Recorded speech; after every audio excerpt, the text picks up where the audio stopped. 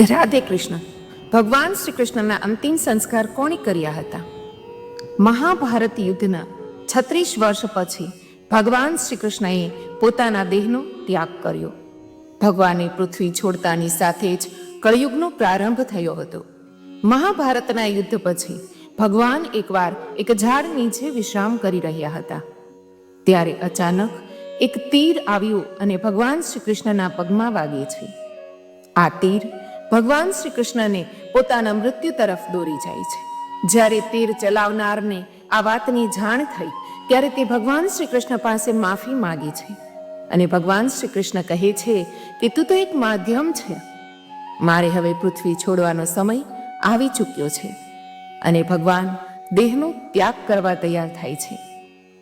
આ વાતની જ્યારે પાંડવોને જાણ થાય છે ત્યારે તે ભગવાન શ્રી કૃષ્ણ પાસે આવી પહોંચે છે અને અર્જુન ભગવાન શ્રી કૃષ્ણને અગ્નિ સંસ્કાર આપે છે. કમેન્ટમાં જય શ્રી કૃષ્ણ અવશ્ય લખજો. રાધે કૃષ્ણ.